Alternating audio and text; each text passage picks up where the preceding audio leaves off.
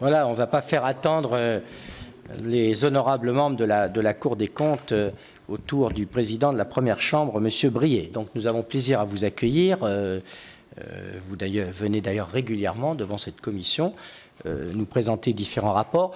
Là, il s'agit d'un rapport que nous avons demandé au titre du 58.2. C'était il y a un peu plus d'un an d'ailleurs, sur moins d'un an, les organismes de gestion agréés. Et, ah oui, c'est décembre, oui, parce que c'est d'autres rapports pour lesquels, oui, celui-là était effectivement. Et donc, la Cour donc, a élaboré ce rapport. Et je rappelle que nous avons d'autres enquêtes en cours, alors qui font partie également des demandes que nous avions formulées en décembre 2013, la gestion du défenseur des droits, les frais de justice depuis 2011, le bilan des conventions et des crédits de revitalisation des territoires. Celui-là, il me semble qu'il était antérieur. Ce bilan portant sur les zones de restructuration de la défense et une étude plus générale des actions de redynamisation des territoires sinistrés économiquement. Oui, non, au contraire, celui-là n'est prévu que pour 2015, hein, c'est bien ça. Et donc, nous avons aussi une enquête sur les dispositifs et les crédits mobilisés pour les jeunes sortis sans qualification du système scolaire qui sera demandé pour 2015. Voilà, donc je vous propose, Monsieur le Président, Monsieur Brié, de nous présenter avec vos collègues ce rapport sur les centres de gestion agréés. Merci, Monsieur le Président. Madame et Messieurs les députés, donc merci d'avoir organisé cette audition pour vous présenter ce rapport lié au 58.2. Je le fais en compagnie de Stéphanie Cabot-Joras, qui est auditrice et qui a coordonné les travaux de rédaction, de François Ecal, contre-rapporteur, et de Christian Charpy à mes côtés, qui préside la section de la Chambre en charge de ces sujets. C'est un rapport qui a été établi à l'issue d'un contrôle auprès des services de l'État, de la DGFiP, d'une enquête de terrain dans 3 régions et d'une enquête auprès de l'ensemble des fédérations représentatives des organismes de gestion agréés. Nous avons également auditionné bon nombre d'entités, représentants du Conseil supérieur de l'ordre et les représentants des organisations professionnelles. Alors, derrière le terme organisme agréé, en fait, on trouve 2 catégories d'organismes, les centres de gestion agréés, artisans, commerçants, industriels et commerçants, et les associations agréées qui recouvrent et qui concernent les professions libérales. La situation actuelle résulte d'une histoire complexe. Le rapport s'intitule « Les organismes de gestion agréés 40 ans après ». J'en rappellerai très rapidement les principaux traits. Ces organismes ont été créés dans un contexte fiscal particulier, celui du début des années 70. Ils ont été mis en place en 1974 pour pacifier les relations entre les travailleurs indépendants et l'administration fiscale et favoriser la sincérité des déclarations fiscales des travailleurs indépendants, et cela reste leur objectif premier. Les adhérents, je le rappelle, doivent souscrire un engagement de sincérité fiscale et de tenue d'une comptabilité. Et à l'occasion de la création des organismes en 1974, ils se sont vus reconnaître le bénéfice de l'abattement sur les revenus professionnels de 10%, qui a été porté ensuite à 20%, abattement qui, au début des années 70, ou jusqu'au début des années 70, en matière d'impôt sur le revenu, était réservé aux seuls salariés. Vous savez que la réforme de l'impôt sur le revenu a incorporé en quelque sorte, a intégré au barème cet abattement, tant et si bien que cet abattement s'est transformé en une majoration de 25% des revenus applicables à ceux des professionnels qui n'adhéraient pas à un organisme agréé. Je signale que la non-majoration de 25% ne constitue pas une dépense fiscale, mais au sens convenu par le ministère des Finances, une modalité de calcul de l'impôt. Si on considérait cette non-majoration comme une dépense fiscale, cela signifierait qu'on considère comme étant la norme fiscale le fait de majorer de 25% les revenus déclarés par les entrepreneurs individuels, ce qui, effectivement, peut susciter quelques débats. Le rapport relève que des intermédiaires entre les services fiscaux et les entreprises individuelles similaires aux organismes agréés existent dans de nombreux pays. Il y a une annexe 4 du rapport qui est consacrée aux comparaisons internationales. Mais ce qu'il faut noter, c'est que le système français s'en distingue en ce sens qu'il est le seul à prévoir une incitation fiscale à l'adhésion des entreprises à ces intermédiaires fiscaux. Donc, pour l'essentiel, ces organismes concernent des entrepreneurs individuels qui sont imposés au réel, qu'il s'agisse des BIC, des bénéfices agricoles ou des BNC. À grands traits, les entreprises qui ont intérêt à adhérer aux organismes agréés représentent un tiers des entreprises françaises, environ 1 250 000 artisans, commerçants, industriels, agriculteurs ou professions libérales. Vous voyez dans la planche qui vous est présentée que ce que représentent les adhérents potentiels des organismes par rapport à l'ensemble des entrepreneurs et comment le nombre d'adhérents a évolué. Ce qu'il faut garder présent à l'esprit, c'est que compte tenu du fait que les entrepreneurs recourent de plus en plus souvent à un statut de société ou à un statut allégé en termes d'obligations fiscales, notamment les auto-entrepreneurs, on constate une réduction tendancielle de la part des adhérents potentiels des organismes agréés. Elle est passée de 55 à 45% de 2008 en 2012. En revanche, en valeur absolue, le nombre d'adhérents des organismes de gestion agréés, plus d'1 million en 2012, augmente légèrement ou continue à augmenter légèrement de 3% entre 2009 et 2012. Je le signale parce que l'occasion des auditions, ce point a souvent été relevé par nos interlocuteurs qui se représentent l'évolution du nombre comme une évolution négative. En réalité, il n'y a pas de baisse drastique du nombre d'adhérents, il y a une progression modérée dans la période récente. Après ce bref rappel historique et chiffré, je vais maintenant aborder les 5 messages clés que contient ce rapport. Le premier message, c'est que l'amélioration de la sincérité des déclarations fiscales des indépendants imputables à l'action des organismes agréés, eh bien, cette amélioration n'est pas démontrée. Alors, les organismes agréés, le rapport le signale ou le rappelle, effectuent différentes vérifications censées améliorer la régularité du comportement fiscal des adhérents. Ils peuvent élaborer des déclarations fiscales. Ils procèdent à un examen formel des déclarations de résultats et de leurs annexes, sauf lorsque la comptabilité et la déclaration sont élaborées par un professionnel de l'expertise, ce qui est très souvent le cas. En réalité, le cœur de l'activité des organismes agréés est constitué par ce qu'il est convenu d'appeler les examens annuels de concordance, de cohérence et de vraisemblance des déclarations fiscales, c'est-à-dire des déclarations de résultats et de leurs annexes et des déclarations de TVA. Alors, ces examens ont 2 objectifs: assurer la cohérence interne des déclarations et de leurs annexes, et d'autre part, apprécier la vraisemblance du résultat déclaré, notamment en comparant les ratios de gestion de l'entreprise avec ceux de son secteur d'activité. Et à la suite de l'examen du dossier de chaque adhérent, les organismes établissent un compte-rendu de mission qui conclut ou non à la concordance, la cohérence et la vraisemblance des déclarations. Et ce compte-rendu de mission est adressé à l'administration fiscale. Ce que le rapport relève, c'est que malgré les vérifications que je viens de rappeler, des écarts demeurent entre les indépendants et les salariés en matière de sincérité fiscale, même si la mesure de la sous-déclaration reste, et ça reste inévitablement une mesure imprécise.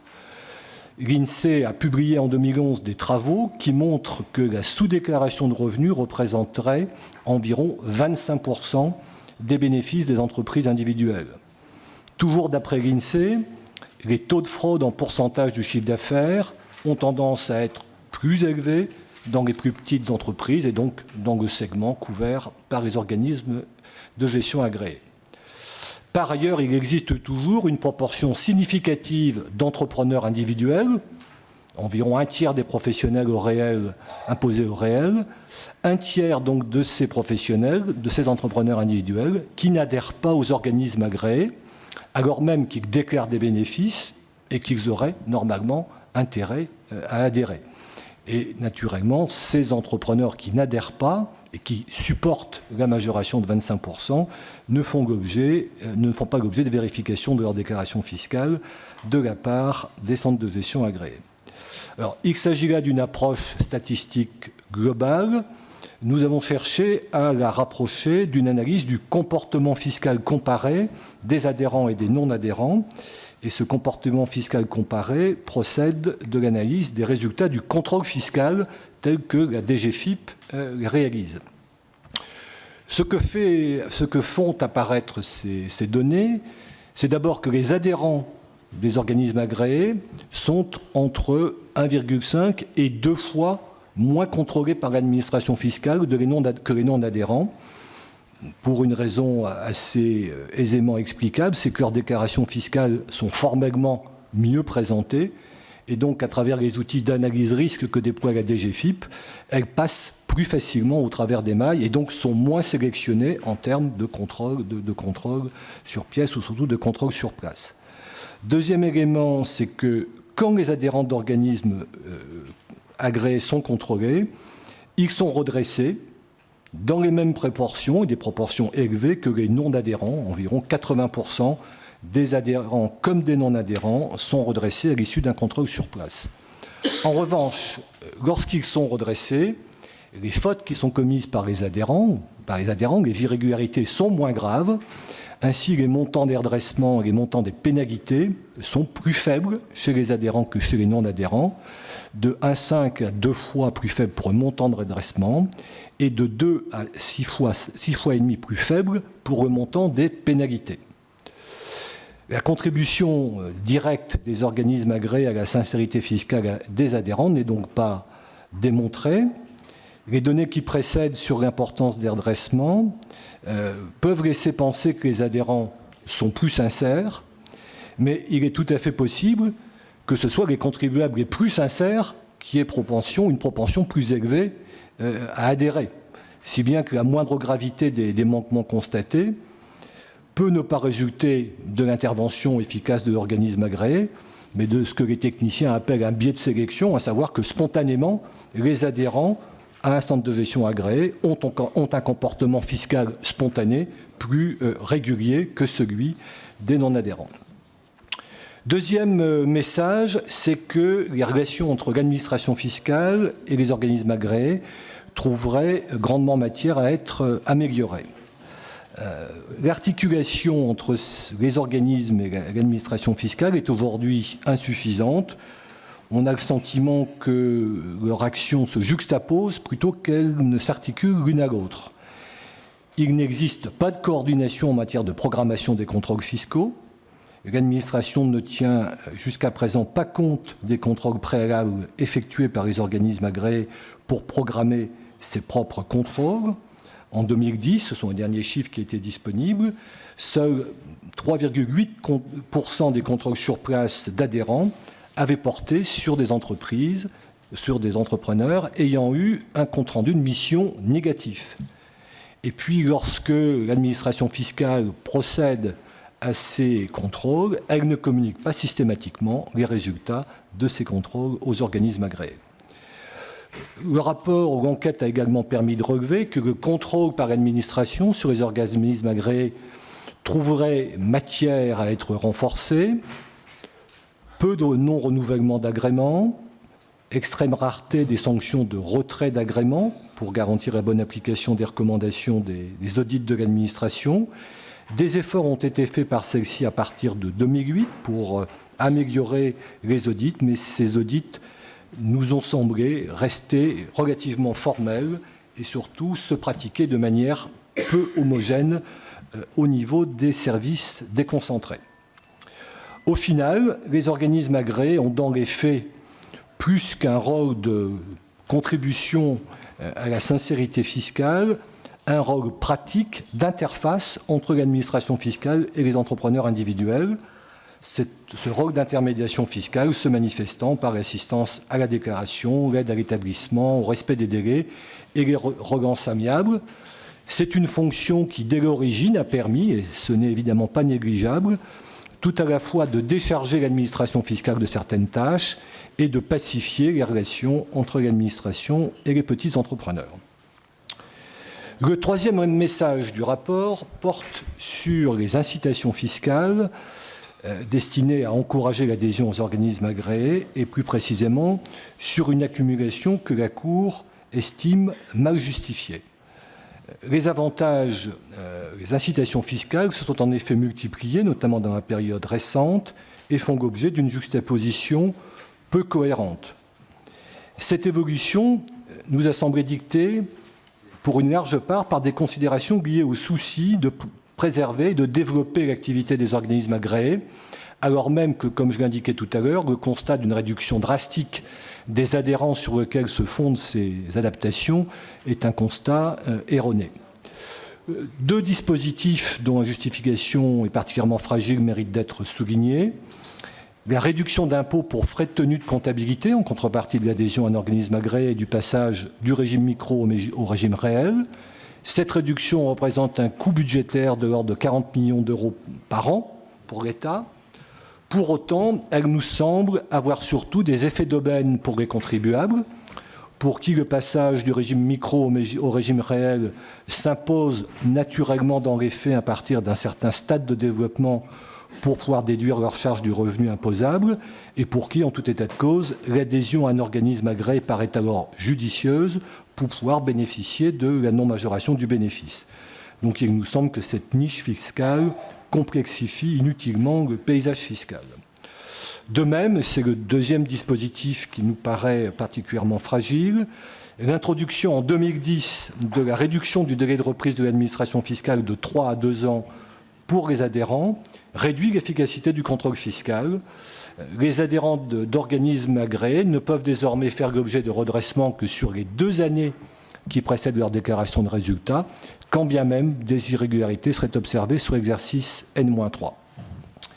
Quatrième message qui se dégage du travail réalisé, c'est que des marges de progrès importantes existent en matière d'efficience des organismes agréés. Et par le terme efficience, plusieurs domaines sont visés. D'abord, il nous a semblé que nous avons relevé que les organismes agréés avaient développé, en plus de leur mission fiscale, des missions annexes à la valeur ajoutée incertaine. Aide à la gestion, formation, information des entrepreneurs. Ces missions ont d'ailleurs été renforcées en 2005 par la législation avec une mission de prévention des difficultés économiques. Il nous a semblé que l'utilité de ces missions annexes n'était pas établie et qu'elles faisaient fréquemment double emploi avec des prestations qu'offrent les professionnels de l'expertise comptable et les chambres consulaires en matière d'accompagnement et de formation. En parallèle, l'activité des organismes agréés engendre des coûts qui pourraient être réduits. Ces coûts excessifs sont liés, selon notre analyse, à 2 caractéristiques. La première, c'est que la structure des organismes de gestion agréés est une structure très éparpillée. Le réseau est dense et très hétérogène. Les organismes recouvrent un nombre très variable d'adhérents, allant de quelques centaines à plusieurs milliers, ce qui ne permet pas la réalisation d'économies d'échelle suffisantes, alors même que le contexte de dématérialisation et d'informatisation de ces dernières années y aurait été favorable. Le travail pratique d'un centre de gestion agréé, c'est un travail de traitement de masse d'informations dématérialisées qui lui est transmis. Deuxième élément de coût et donc de gain d'efficience possible, on a constaté dans les organismes agréés une accumulation de trésorerie importante et certainement excessive. Fin 2012, les derniers chiffres dont la DGFiP dispose, ces réserves de trésorerie représentaient près de 300 millions d'euros, c'est-à-dire environ 120% du chiffre d'affaires annuel moyen. Alors, une partie de ces situations abondantes en termes de réserves peut s'expliquer par la pratique qui consiste à appeler de façon très anticipée les cotisations, 1 an et demi avant la réalisation des travaux. Mais le niveau de ces réserves suggère également que les cotisations des entreprises adhérentes, qui ont augmenté depuis 2009, sont en moyenne trop élevées. Troisième élément à citer, après le niveau des cotisations et l'éparpillement des structures, l'indépendance des organismes agréés vis-à-vis des professionnels de l'expertise comptable, qui s'avère, selon nous, insuffisante. La ligne de partage entre professionnels de l'expertise comptable qui établissent les comptes et organismes agréés qui vérifient les déclarations fiscales, cette ligne de partage est floue. Certains experts comptables et certains organismes agréés peuvent à la fois établir les comptes de leurs clients et vérifier les déclarations fiscales, ce qui fait peser des risques sur la qualité des travaux des organismes agréés. Il peut même arriver que des experts comptables membres de conseils d'administration menacent de retirer leurs clients d'organismes agréés si les comptes rendus de mission envoyés à l'administration concernant leurs clients ne sont pas positifs. Le dernier message, et j'en viens aux recommandations, concerne, après ce constat, les pistes d'évolution du dispositif.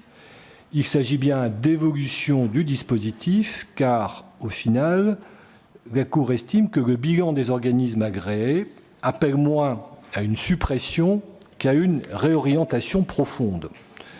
Il est clair que 40 ans après leur mise en place, le bilan est mitigé.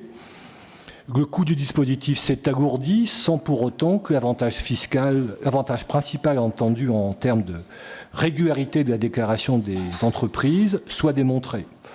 L'automatisation des vérifications du fait de la dématérialisation des déclarations a considérablement facilité leur travail, mais cette facilitation n'a pas modifié substantiellement leur contribution à l'amélioration de la sincérité fiscale. Pour autant, la suppression du dispositif n'apparaît ni souhaitable ni envisageable. Nous nous sommes posé la question, longuement posé la question, et nous avons répondu négativement. Il nous semble en effet nécessaire de maintenir une différenciation dans l'imposition des entreprises selon qu'elles acceptent ou non de se plier à une procédure visant à une plus grande transparence de leurs revenus. Supprimer la non-majoration pour les adhérents d'organismes agréés, ce qui équivaudrait à imposer à tous les professionnels à l'impôt sur le revenu, à les imposer sur 125% de leurs revenus. Supprimer cette non-majoration pour les adhérents et donc à imposer tous les professionnels au réel à 125% de leurs revenus déclarés ne paraît ni juridiquement ni pratiquement envisageable, puisque cela reviendrait à considérer par principe que tous les travailleurs non salariés sont fraudeurs à hauteur de 25% environ et doivent être imposés sur une base supérieure à celle déclarée. D'après les estimations d'administration fiscale, cela représenterait un surcroît de recettes de 3,8 milliards à barème inchangé pour l'État. En sens inverse, faire bénéficier de la non-majoration tous les assujettis, y compris ceux qui ne font pas l'effort d'adhérer aux organismes agréés, ne nous paraît pas non plus souhaitable dans la mesure où il n'y aurait plus aucune incitation à adhérer à un organisme agréé et à soumettre annuellement les déclarations fiscales à un regard extérieur. Cette option coûterait en outre 150 millions d'euros au budget de l'État. Il paraît donc inévitable, au regard de notre histoire et de ce qu'est l'impôt sur le revenu, de maintenir une différenciation de traitement fiscal liée à la transparence et au regard externe qu'acceptent ou que n'acceptent pas les travailleurs non salariés sur les revenus qu'ils déclarent. Par ailleurs, au-delà de cet argument, il est apparu, et notamment à l'occasion des nombreuses auditions auxquelles nous nous sommes livrés, qu'il était utile de conserver une forme spécifique d'intermédiation entre les travailleurs non salariés et l'administration fiscale. L'administration fiscale, peut-être aurez-vous l'occasion de l'auditionner, ne souhaite d'ailleurs pas remettre en cause ce dispositif et, comme je l'ai dit, sous des formes variables liées aux contextes nationaux, une telle intermédiation fiscale existe dans la plupart des pays développés. Donc, plutôt qu'une suppression, le bilan des organismes agréés appelle, selon nous, une réorientation profonde du dispositif, réorientation au profit de la dimension et de l'objectif fiscal d'amélioration de la régularité des déclarations qui étaient poursuivis à l'origine. Il s'agit donc, dans le contexte actuel, de rééquilibrer au bénéfice de la collectivité le bilan coût-avantage de l'intervention des organismes agréés. Nous formulons en ce sens 15 recommandations qu'on peut regrouper en 3 directions.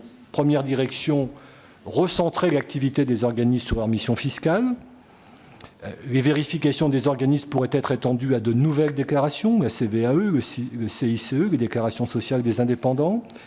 Elle pourrait également porter sur les pièces justificatives des dépenses, qui en sont pour l'instant exclues.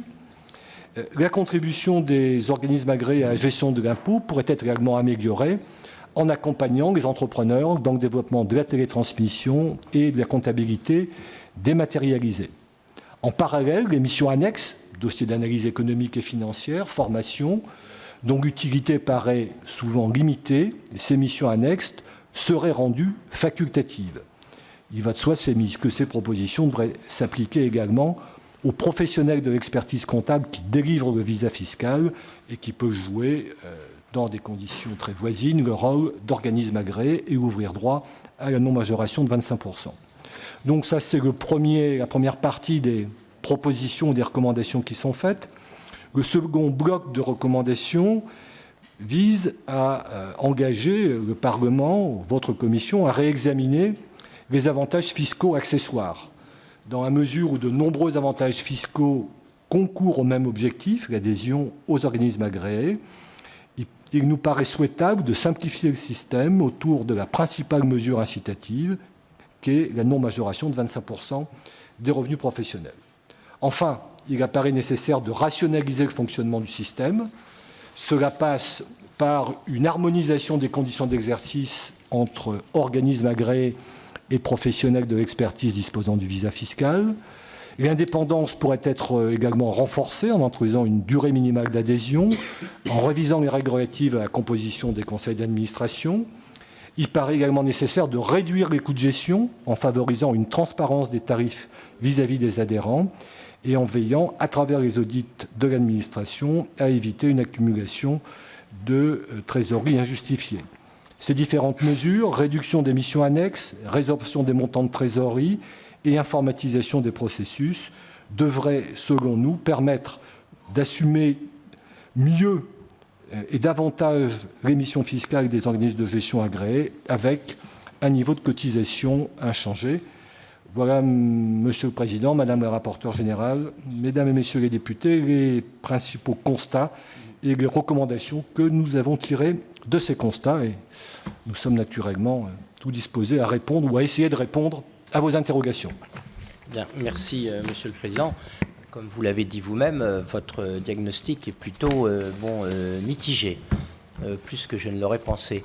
Je voudrais, oui, avant de passer la parole aux collègues, vous me rappeliez pour quelles raisons on a été conduit à majorer fictivement l'assiette d'imposition de 25% en cas de non-agrément. C'est du moins 20 plus 25. Parce que, oui, je me souviens que ça risquait de poser un problème constitutionnel d'ailleurs, et puis finalement ça a été validé par le Conseil, mais on a vu une discussion il y a quelques années, oui, on était nous-mêmes assez surpris que le Conseil valide le fait qu'on applique l'impôt sur une assiette artificiellement majorée. Ce qui aurait été plus simple de dire, bon, parallèlement à ce qui se passe pour les salariés, à partir d'un résultat de X déclaré, celui qui adhère bénéficie d'une réduction de 20% par rapport à X, et celui qui n'adhère pas, bon, est taxé sur X. Et en fait, on est passé par le détour de cette majoration, et j'avoue, dans mes souvenirs, je me souviens. Je ne sais plus très bien pourquoi, Monsieur Brié.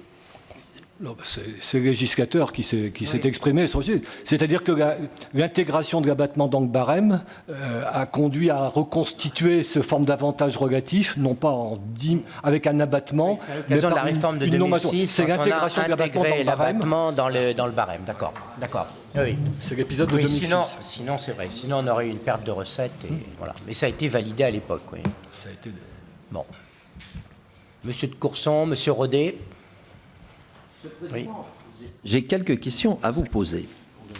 Je crois me souvenir qu'il y a 20 ans, 25 ans, j'étais encore à la Cour des comptes, donc ça fait plus que ça même. C'est incroyable parce que Monsieur de Courson le Conseil des impôts s'était penché sur cette question et avait fait un tirage aléatoire de ceux qui adhéraient et ceux qui adhéraient pas, et avait demandé aux administrations fiscales de faire des contrôles fiscaux pour voir est-ce que le taux de redressement sur les non-adhérents était supérieur au taux des adhérents. Et je crois me souvenir, enfin, je ne me suis pas replongé dans le rapport du Conseil des impôts de l'époque, je crois qu'ils avaient trouvé un différentiel de 10 à 15%. Parce que les observations que vous faites, effectivement, du point de vue méthodologique, ne sont pas fondées. Ce qu'il faudrait, c'est des tirages aléatoires pour avoir des tirages homogènes des deux côtés, pour comparer des choses comparables.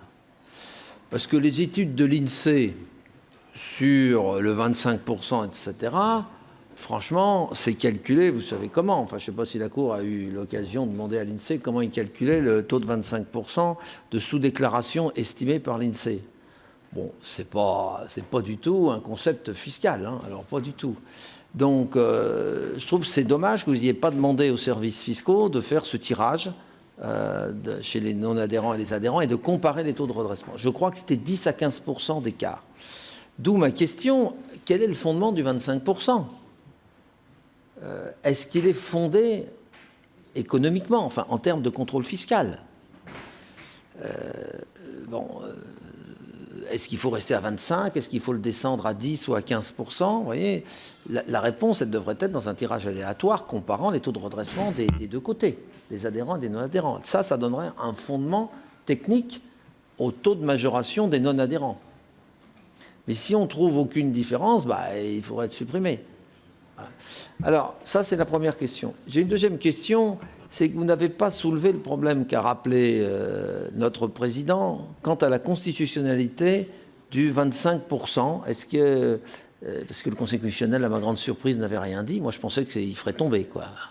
Parce que imposer des gens en faisant l'hypothèse qu'ils sont tous fraudeurs en moyenne de 25%, ça me paraît monstrueux juridiquement. Parce qu'il peut y avoir des raisons de non-adhésion, en particulier.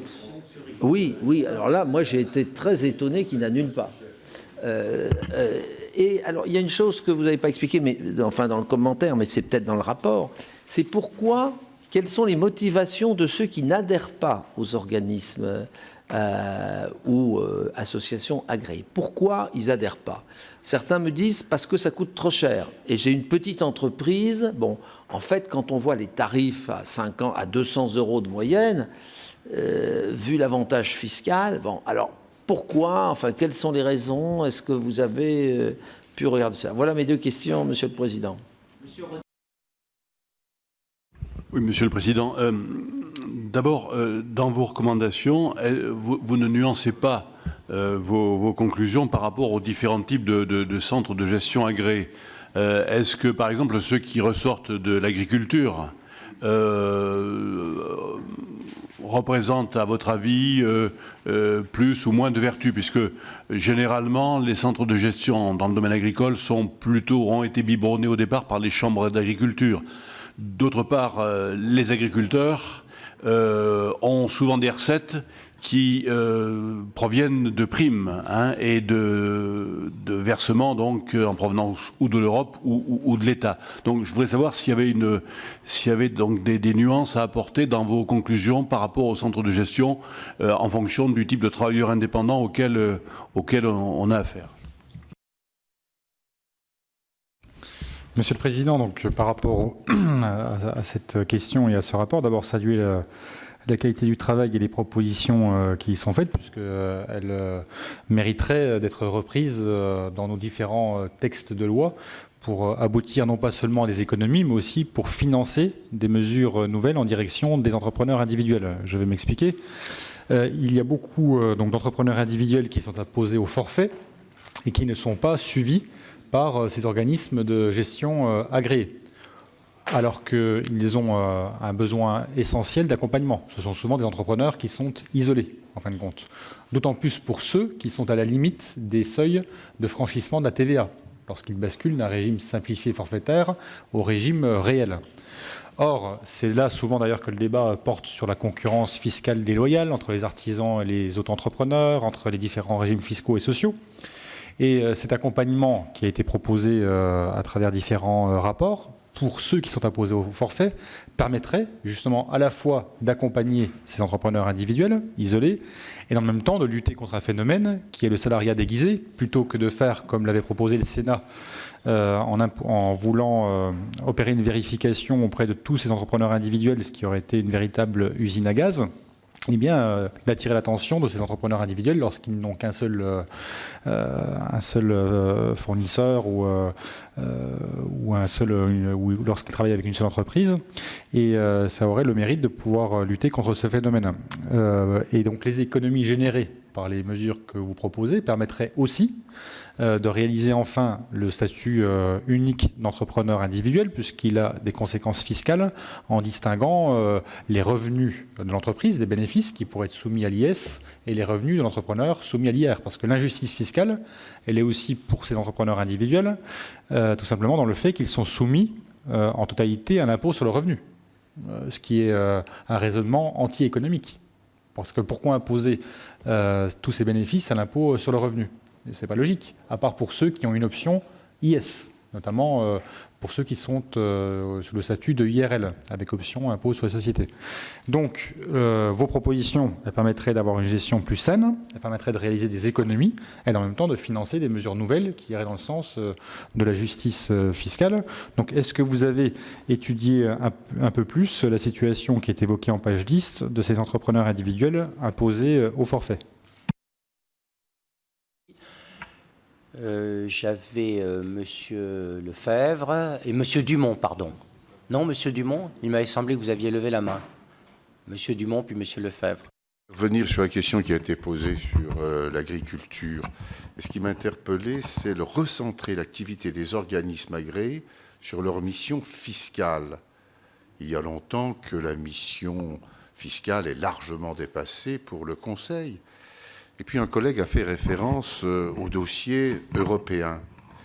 Quand un agriculteur, quel que soit son statut individuel, GAEC ou SA, se retrouve avec un dossier qui lui est refusé par l'agriculture, il n'y a plus personne, il n'y a plus de conseil, il n'y a plus de suivi, il se retrouve seul. Donc, y a-t-il pour ces organismes agréés, qu'ils dépendent d'une chambre d'agriculture, ce qui n'est pas souvent le cas d'ailleurs, ou d'organisations de caractère même privé, y a-t-il des contrôles, une déontologie, parce que le changement de statut est très couru actuellement dans l'agriculture pour pouvoir transformer, par exemple, une prairie en fond de vallée, une prairie naturelle en fond de vallée, pour en faire une spéculation céréalière.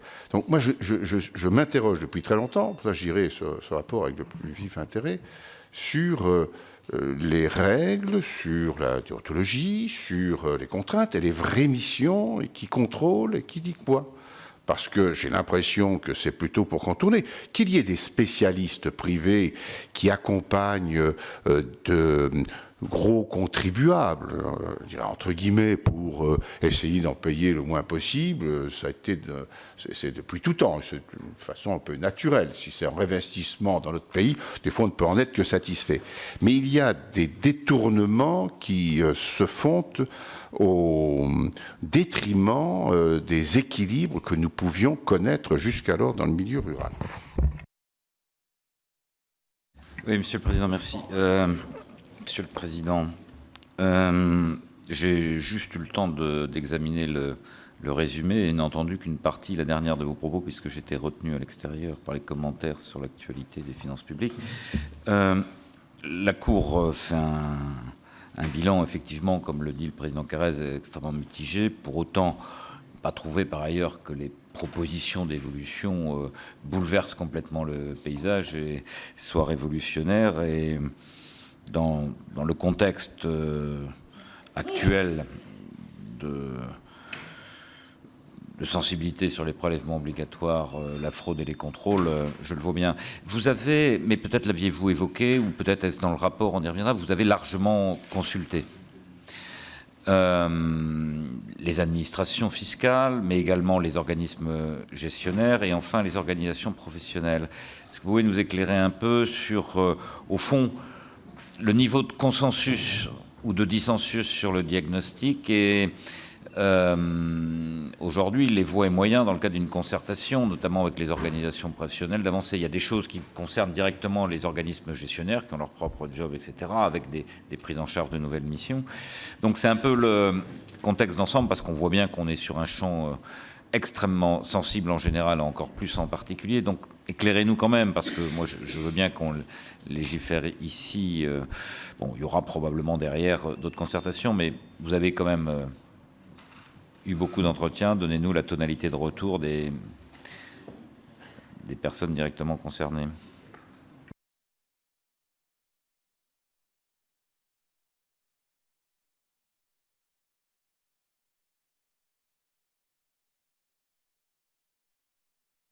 Toujours rapide. Oui, c'est le lien entre la fonction, non pas de certification des comptes, mais la fonction de base fiscale de ces structures, associations, et la fonction de conseil.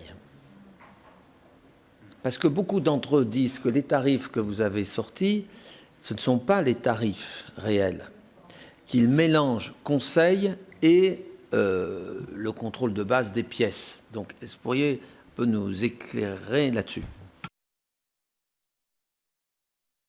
Et essayer de répondre à toutes ces questions. Sur la première question posée par Jacques de Courson, il faut bien voir que là, d'abord, les données statistiques macro, c'est de la comptabilité nationale, c'est une indication de comptabilité nationale qu'il faut prendre avec prudence, ce que nous faisons s'agissant du chiffre de 25%.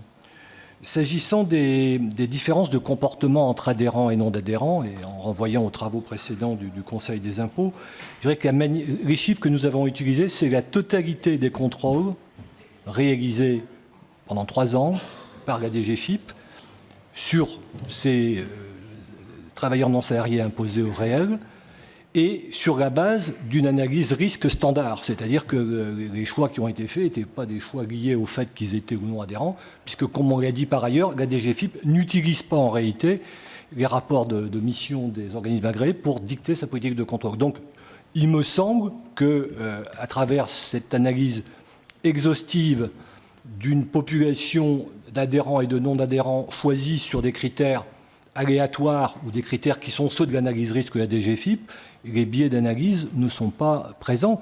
Qu'est-ce que ça démontre? Ce n'est pas très différent ou un peu différent simplement du travail fait il y a une vingtaine d'années. C'est que les irrégularités sont pratiquement aussi fréquentes entre adhérents et non-adhérents, qu'en revanche, la gravité des errements est plus faible pour les adhérents et la pénalisation est de ce fait moins grave. Avec la question à laquelle personne n'a de réponse, qui est de savoir est-ce que c'est grâce à l'intervention des organismes de gestion agréés que les irrégularités sont un peu moins graves, ou est-ce que c'est simplement parce que spontanément les professionnels qui décident d'adhérer ont un comportement fiscal plus sincère. Donc je pense que cette donnée-là est robuste. Le chiffre de 25%, il renvoie à l'histoire de l'abattement. Donc moi j'interroge le législateur sur les raisons qui l'ont conduit à fixer l'abattement à 10%, puis à 20%. Et c'est ce 20% qui est devenu, qui devient 25%. Quel en est le fondement? Il y a une histoire à ça, pas nécessairement assise sur des réalités tout à fait tangibles. Le Conseil constitutionnel a indiqué, enfin a motivé sa décision en 2010 en indiquant que les organismes de gestion agréés et la non-majoration de 25% participaient de l'objectif constitutionnel de lutte contre l'évasion fiscale et que donc cette différence de traitement je dirais, entre adhérents et non-adhérents, était justifié par une considération et un objectif de portée générale qui est la lutte contre l'évasion fiscale et l'égalité devant l'impôt. Voilà, donc c'est une décision qui ne nous appartient pas de commenter, mais qui donne un fondement juridique solide au système actuel. Sur les raisons de la non-adhésion, c'est quelque chose que nous avons et que les rapporteurs ont essayé de cerner. C'est évidemment pas très facile. L'élément coût peut exister, c'est peut-être pas l'élément déterminant. On nous a beaucoup dit que les relais, les réseaux d'information professionnels, syndicaux était d'efficacité variable, qui conduisait certaines professions dans certains endroits à être plus ou moins informées de l'existence, parce que spontanément, c'est rarement le professionnel lui-même qui fait cette démarche, il le fait à travers un syndicat professionnel ou sa chambre consulaire, et non pas, c'est pas l'individu elle-même. Donc le caractère plus ou moins structuré et organisé de la profession conduit à des adhésions différentes. Enfin, il ne faut pas se cacher qu'un certain nombre de personnes que l'on a entendues, parmi les responsables des centres de gestion agréés, nous ont dit qu'ils connaissaient fort bien un certain nombre de professionnels qui faisaient le choix en connaissance de cause de ne pas adhérer, préférant prendre le risque d'un redressement fiscal et préférant, je dirais, en quelque sorte, déclarer sans regard extérieur ce qu'ils souhaitent déclarer, plutôt qu'avoir un regard extérieur. Et donc, ils assument clairement le fait de ne pas bénéficier de la non-majoration de 25%. Donc, ce sont des choix qui sont faits par un certain nombre de professionnels. Et ce choix est davantage présent au titre des associations agréées qu'au titre des centres où ça se... Je ne pense pas qu'il y ait de différence majeure à ma connaissance. Je ne sais pas, Christian. Je crois que les taux d'adhésion des professions libérales sont quand même plus importants que le reste, notamment parce que les revenus sont connus de la CNAM notamment. Tous les professionnels de santé ont des revenus déclarés par des tiers, donc je dirais que...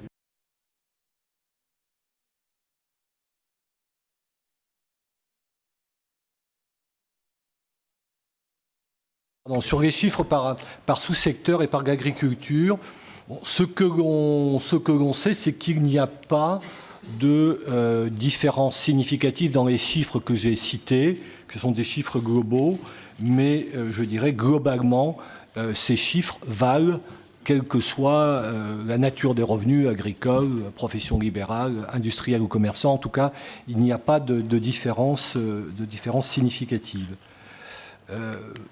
S'agissant des remarques de M. Grand-Guillaume, bon, ce sont des remarques. Sur la question du forfait, nous n'avons pas regardé le forfait parce que par construction, les OGA sont des contribuables qui sont au réel. Donc ce sujet n'était pas dans notre champ d'investigation.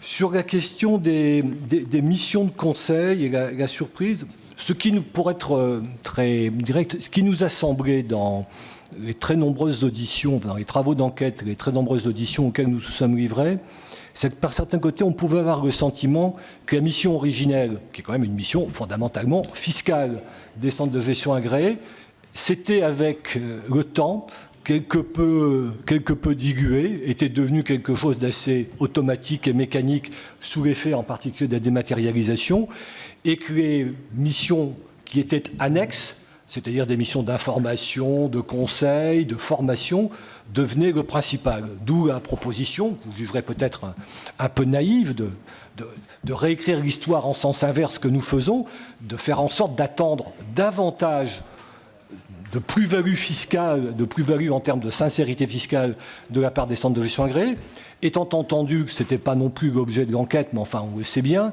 que sur la question du conseil, de l'information et de la formation, il ne manque pas d'organismes publics, parapublics ou privés pour délivrer des conseils aux entreprises. Donc, est-ce que les centres de gestion agréés, dont la légitimité première est mission fiscale, doivent de plus en plus consacrer leur énergie et leurs moyens à des missions qui sont également assurées par d'autres entités consulaires, administratives ou professionnelles? Donc c'est ça un peu pour l'agriculture. Il y a les chambres d'agriculture pour ne citer qu'elles.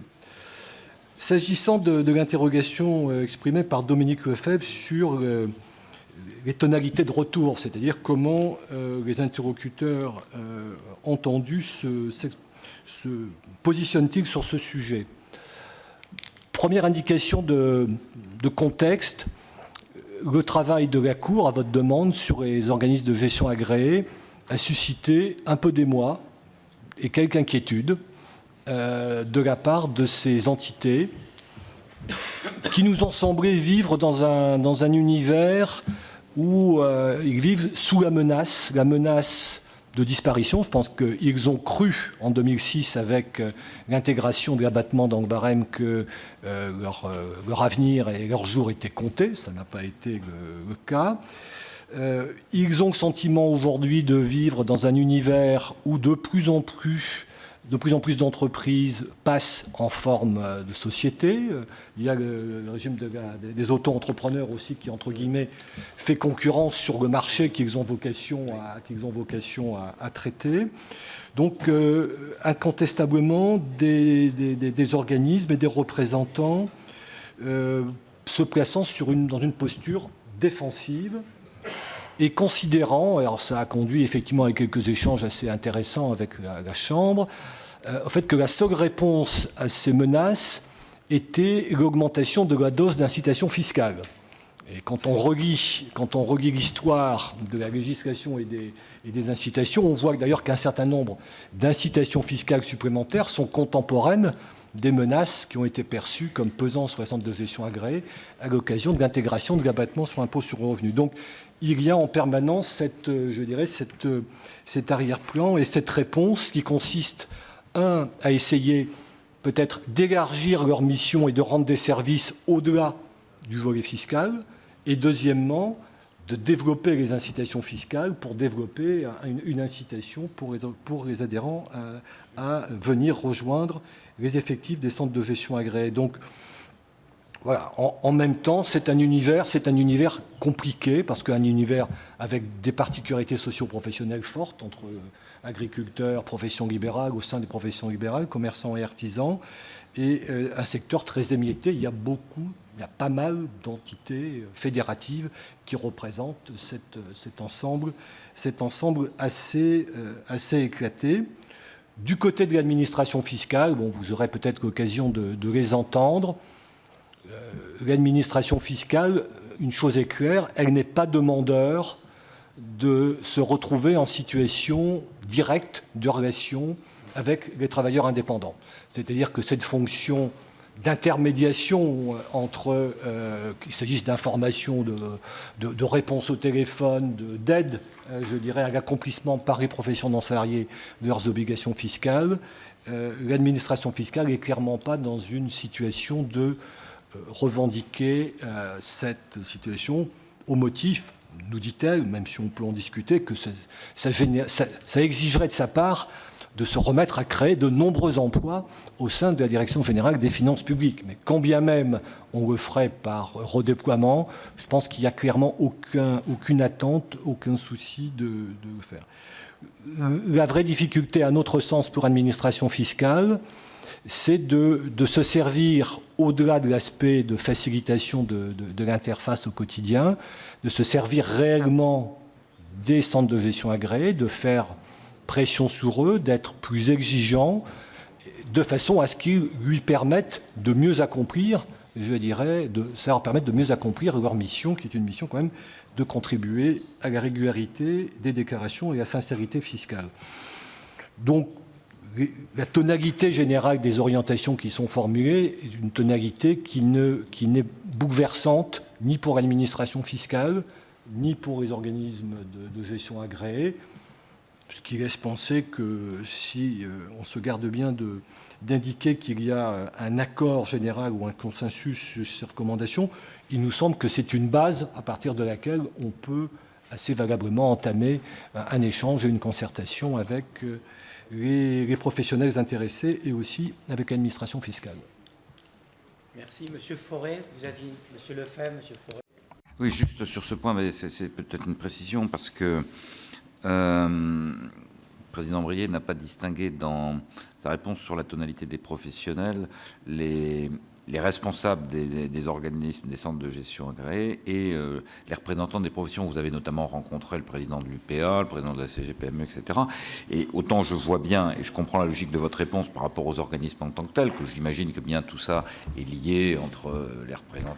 Bon, mais il y a aussi, pour les professions en général, des enjeux importants d'équilibre dans le secteur. On l'a vu quand ils ont eu à s'exprimer sur d'autres régimes fiscaux, je pense celui des entrepreneurs. Donc la position est exactement la même pour ces organisations professionnelles et pour les gestionnaires des centres qu'à un moment s'auto-entretiennent effectivement dans cette affaire qui fasse fonctionner le nombre d'emplois, etc., que tout ça ait un coût. Ça a un coût pour les finances publiques qui est à mettre en regard du service rendu. Ça peut aussi avoir un coût pour les professions concernées. Donc c'est la même position ou elle est différente ? Bon, Je pense que les gestionnaires des centres, les professionnels, sont beaucoup plus concernés par l'avenir de leur profession que les fédérations, dont objectivement, on n'a pas senti l'UPA et les CGPME très motivés par le sujet. Je crois qu'à la CGPME, il y a quelqu'un qui venait d'un centre des impôts qui connaissait bien le sujet. Ce n'est pas leur préoccupation principale. L'UPA, l'UNAPL était assez motivé sur le sujet. Voilà. Mais un point sur lequel je veux insister, c'est ce qui est assez étonnant dans ces structures, c'est qu'on ne sait pas si ce sont des associations qui rendent service à leurs adhérents ou des prestataires de services qui facturent des conseils à leurs clients. Ils jouent beaucoup sur l'ambiguïté entre les deux. Voilà. Mon sentiment, c'est que c'est plutôt des prestataires de services, voilà, plus que des associations. Les effectifs ont augmenté assez rapidement dans les centres de gestion. Ils ont baissé au cours de la période récente, mais depuis 2008-2009, notamment parce qu'il y a eu une séparation des activités de comptabilité et des activités de fiscalité. Donc, mais ça a baissé assez. Ils sont 2500 maintenant. Justement, je souhaite vous poser une question par rapport à ça. J'ai vu que c'était donc qu'il y avait 2517 salariés qui travaillent dans ces différents organismes. Le travail est quand même assez large, c'est-à-dire que donc il y a le conseil fiscal, mais il y en a bien d'autres. Des Serres France, par exemple, sont en train de modifier totalement leur organisation. Moi, je voulais savoir qu'est-ce qui a animé cette étude, quels sont les gains, parce que même dans le résumé, c'est pas évident. On sait qu'ils traitent ou qu'ils supervisent jusqu'à hauteur de 10 milliards et quelques donc d'impôts, c'est l'assiette donc qu'ils supervisent. J'ai entendu j'ai lu qu'ils avaient été créés pour pacifier, c'est un beau terme ça quand même, pacifier les relations entre l'administration fiscale et donc les métiers qu'il posait. Et je vois que l'administration fiscale n'a pas l'air de vouloir se précipiter à récupérer ce domaine d'activité. Alors, qu'est-ce qui a animé cette étude concrètement? Est-ce que nous avons donc des gains potentiels parce que des déclarations ne seraient pas faites correctement? Est-ce que c'est les fameux abattements qui posent problème? Est-ce que c'est peut-être donc encore une possibilité d'optimiser ces centres agréés pour nous aider à peut-être alléger nos services fiscaux? Qu'est-ce qui a animé la Cour là, dans ce... D'abord, c'est vous qui nous avez demandé ce travail, mais enfin ça, sur l'histoire. Rappelé au début, c'est un 58. Voilà. Sur l'élément, peut-être un petit élément historique, je ne l'ai pas dit, mais les plus anciens dont je commence à faire partie au sein de SAES se souviennent, la mise en place des centres de gestion agréés est contemporaine des débats fiscaux du début des années 70, du mouvement du CIDUNATI et de la contestation forte par les professions non salariées de l'impôt sur le revenu et de la contestation aussi liée au fait qu'ils ne bénéficiaient pas de l'abattement de 10% dont bénéficiaient les salariés. Donc je dirais, la mise en place, ça est d'ailleurs contemporain de la mise en place du Conseil des impôts, à peu de choses près, dans les débuts des années 70. Donc tout ça participe du même mouvement de la même période et qui consiste à une sorte de donnant-donnant. La collectivité, je dirais, fait bénéficier les travailleurs non salariés des mêmes avantages ou des mêmes abattements que les salariés, à une condition, c'est que ces professions acceptent de se soumettre à une comptabilité et de soumettre leurs revenus à un regard externe, expert, celui des centres de gestion agréés. Donc l'idée, je pense, était simplement de se dire, 40 ans après et par rapport aux objectifs poursuivis, eh bien, les résultats sont là. Ce que l'on voit, c'est qu'en termes de sincérité fiscale ou de régularité des déclarations, eh bien, ma foi, la situation n'est pas une situation pleinement satisfaisante.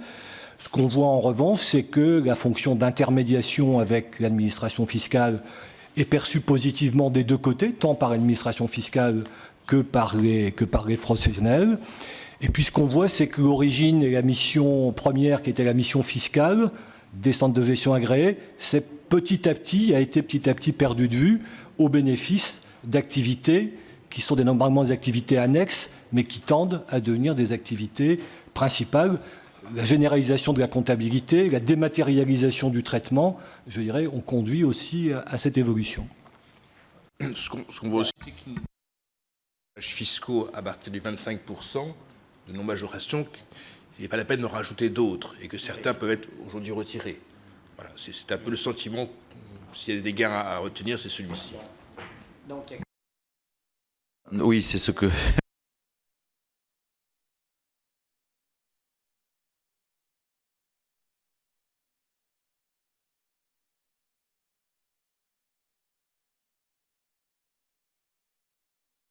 Les représentants de la Cour des comptes n'ont pas tout à fait répondu à la question que j'avais posée sur la tarification de la prestation fiscale par rapport à la tarification des prestations non fiscales.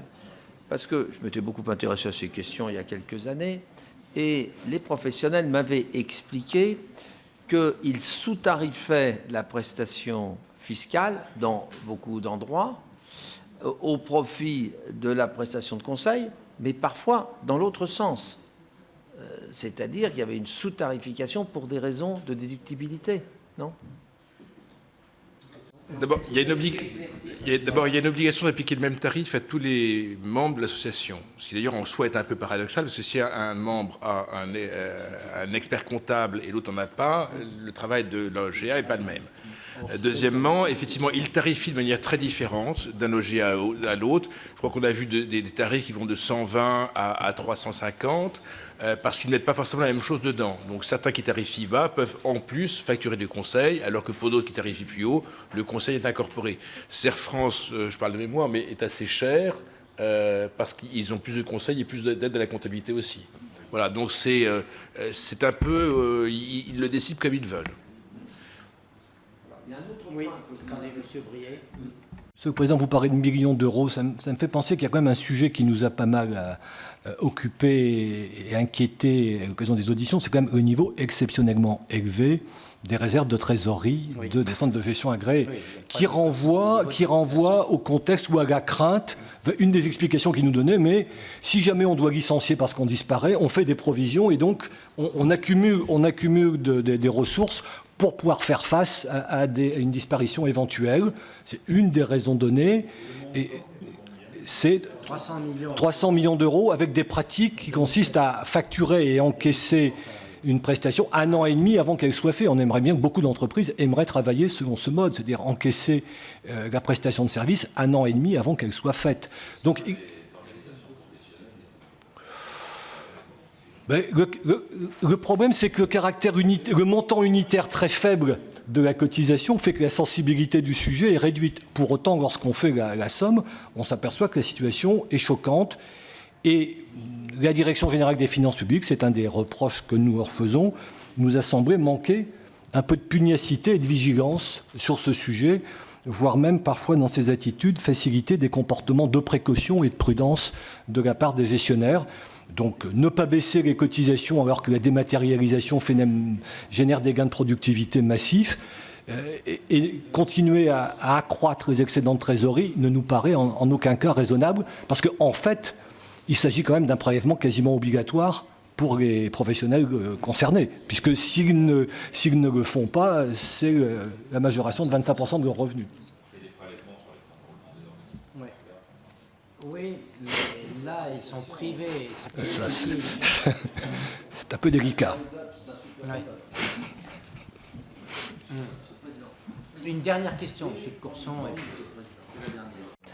Vous avez évoqué, mais très rapidement, la situation de ce qu'il y a juste au-dessus de ceux qui sont au réel, c'est-à-dire les SARL, les EURL, et le fait qu'on a pris dans les 15 dernières années 2 grandes mesures, c'est-à-dire l'extension pour les gérants majoritaires de l'abattement de 20%, et puis le taux réduit à 15% d'IS, parce qu'à ce moment-là, on bascule sur l'IS. Donc, qu'est-ce que vous pensez de cette mesure qui a été prise? Est-ce que ça a été une bonne chose, à votre avis? On n'a pas regardé le sujet. On n'a pas... Oui, mais on n'apporte pas d'appréciation sur ce sujet. On le rappelle, mais on n'a pas à proprement parler pesé les avantages, les inconvénients. Donc, on n'a pas d'expression d'avis ou de diagnostic sur ce plan. On s'est circonscrit au champ tel que le législateur l'a fixé d'intervention des OGA.